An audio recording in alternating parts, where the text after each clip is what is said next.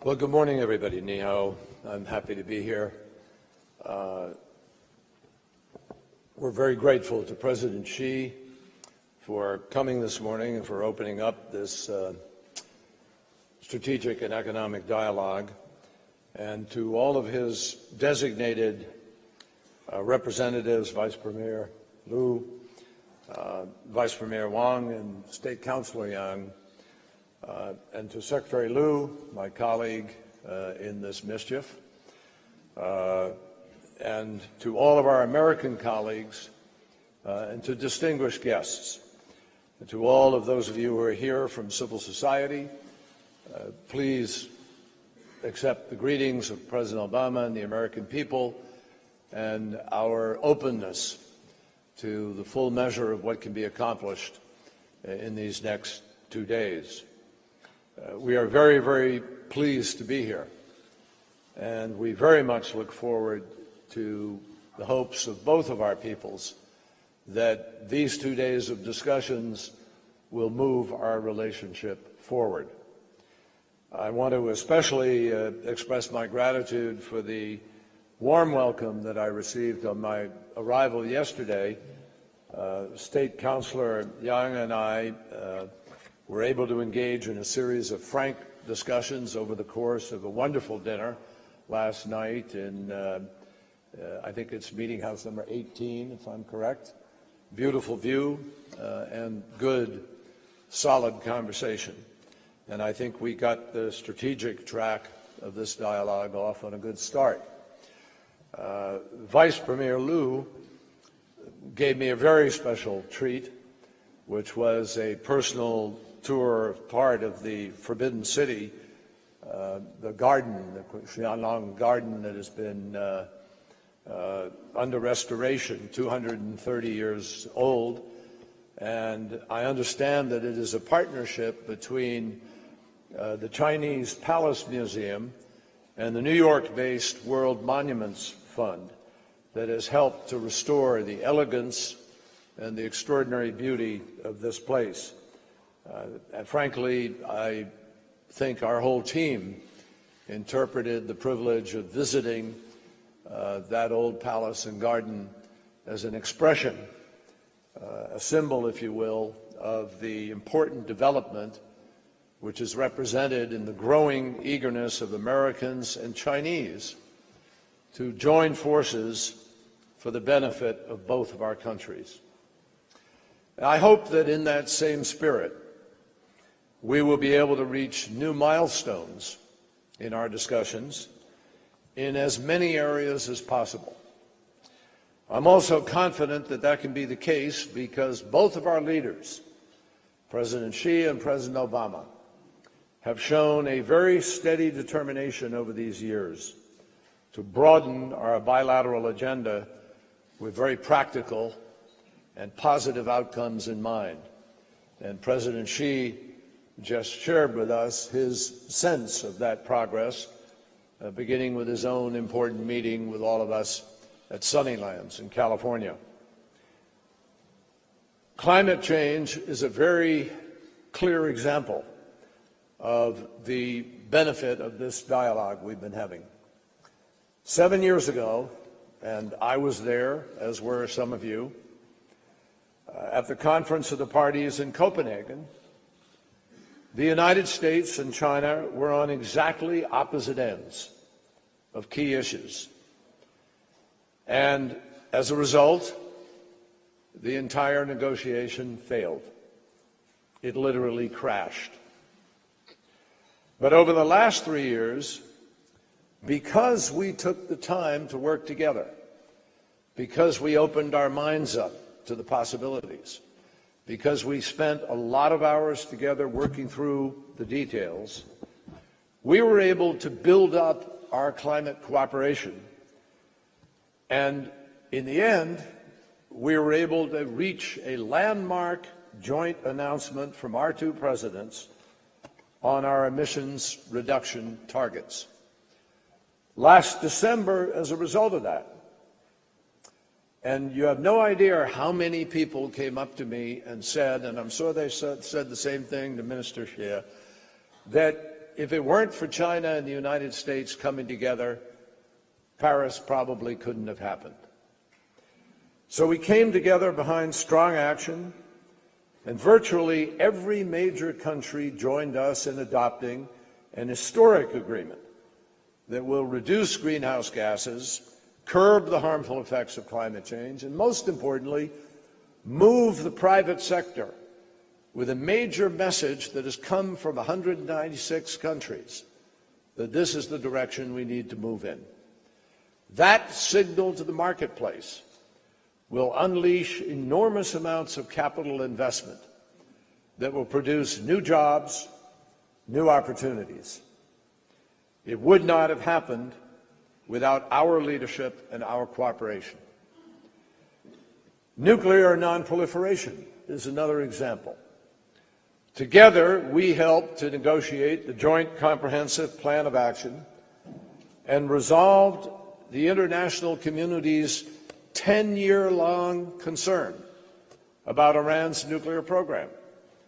And we together removed a major threat to the stability of the Middle East and to the danger of proliferation.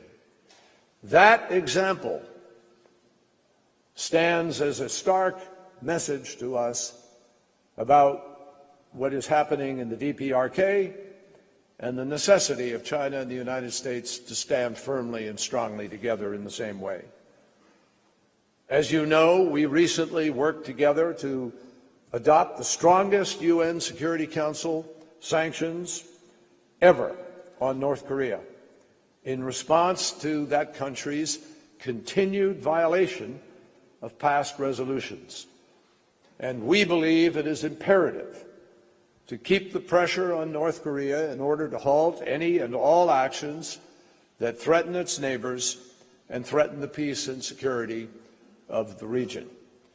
We were able to be successful with Iran. We've set the model. We can be successful ultimately with North Korea. There is no reason that any country in the world today, given the disposition of nations around the world, given the attitude of the Security Council, that any country needs to move to create nuclear weapons. The world is moving in the opposite direction, and we need to show the same leadership we showed on climate change and Iran in order to succeed. In 2014, we worked together to help stop the spread of Ebola virus and end what could have become a global crisis where people were predicting that 1 million people were going to die by the Christmas of 2 years ago. Last year, we formally agreed to synchronize our actions on global development policy and on health policy. Now we are working with the African Union to launch the Africa Center for Disease Control and Prevention at the beginning of next month. So together, my friends, we have made the protection and the conservation of our oceans a major priority. And we are going forward with measures to designate additional marine protected areas and to fight pollution.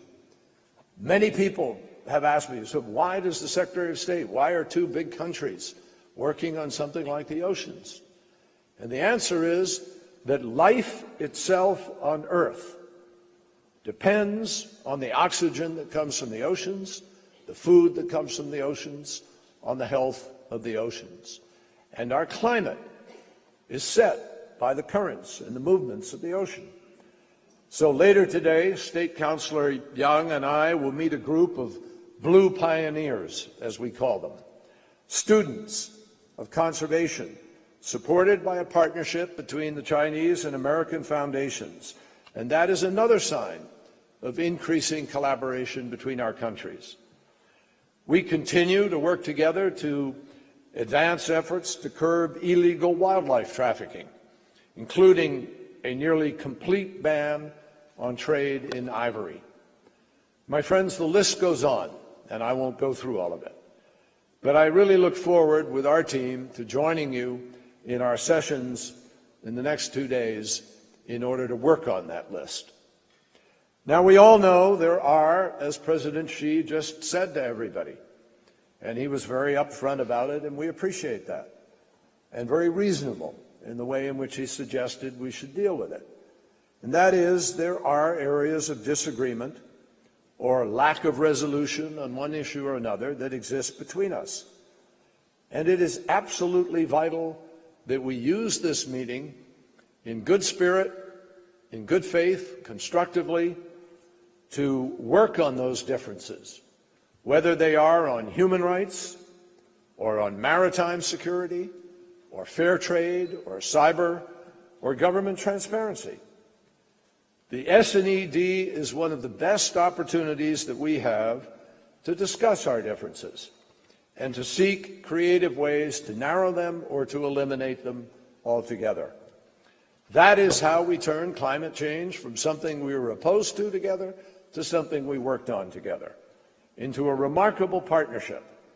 And that is how we can fulfill our mutual duty as the world's two largest economies, nations with very high global expectations and responsibilities. In that vein, the United States will make it clear that we are looking for a peaceful resolution to the disputes of the South China Sea. We are not a claimant. We have taken no position on any of the claims of any claimant. The only position we've taken is, let's not resolve this by unilateral action. Let's resolve this through rule of law, through diplomacy, through negotiation. And we urge all nations to find a diplomatic solution rooted in international standards and rule of law. Finally, we should bear in mind that nothing does more to assist our official deliberations than the involvement of our people, your people, our people, as they are represented through grassroots organizations in the United States and in China. After all, that's the purpose of government, to represent the people and to meet the needs of our people, both of us. Even though, as President Xi said, we have different systems, different culture, different history, we acknowledge that, we respect that. But the value of our ties is most clearly respected and reflected in outside of government meeting rooms, in busy workplaces, academic settings, scientific laboratories, music halls, athletic fields, and in the freedom of daily communication between our people, which President Xi referred to, and the numbers of people who are going back and forth between our countries. That is where the health and security of our future relationship will find its truest measure, and that is where the most telling of our official policies is ultimately going to be played out. During our dialogue last year, Vice Premier Liu referred to a Chinese saying that even a 1,000-story tower starts with small piles of earth. My message today is that we should be ambitious in building that tower. I know President Obama shares that ambition, and he understands the stakes of this dialogue and exchange. As he wrote in a letter to President Xi on the occasion of this SNED, he said, "I am committed to cultivating a relationship that improves the lives of both of our nation's citizens by making the air they breathe cleaner, the energy they consume more sustainable, the economic opportunities they reach for more abundant, and the world in which their children grow up safer." As diplomats, we all know that it is always very easy to just repeat the past statements of others rather than try to address the hard questions and resolve areas of tension. But the reason our leaders initiated this dialogue is because of the incredible potential for further growth in cooperation between China and the United States. Sustained growth however, requires a willingness to constantly ask ourselves whether or not there is more that we could do, or there's something we could do differently, to ask ourselves whether obstacles to progress can be overcome, or fresh opportunities with a little more daring that we might be able to explore them together. Above all, let me say this. It is vital that we do not allow old thinking, the vestiges of the Cold War, and rigid ideological doctrine to force us in the wrong direction, either of us, or to stand in the way of 21st century possibilities and realities. I just heard President Xi tell us how the globalized world is one that is moving more rapidly than ever before. Yes, it is. He is absolutely correct. And that makes governing more complicated. It also makes the relationship between two strong nations and strong economies like ours more important. The globalized world of this era requires cooperation, not conflict. And all through its long history, China has contributed in so many ways, in the arts, in the sciences, in literature, in philosophy, and most recently, obviously, for decades now, in the workings of the UN Security Council and global politics. I am proud to say that in a much shorter span time, because we are a younger nation, the United States has worked hard to similarly contribute to the global order and structure and to bear the burden of responsibility. Now we have a chance, we really do, to define a new relationship. We have an inescapable responsibility, a shared duty to lead in the direction of stability, prosperity, and peace.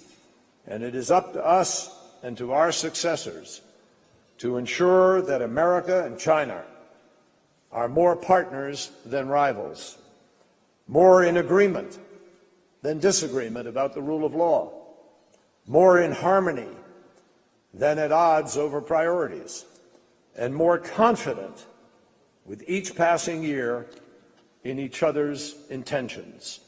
That's how you build trust. This dialogue can help us to fulfill that responsibility through a candid exchange of views, an explanation of the positions we hold, and a good faith search for additional areas of common ground and common effort. And I look forward to very fruitful and productive conversations. Thank you all.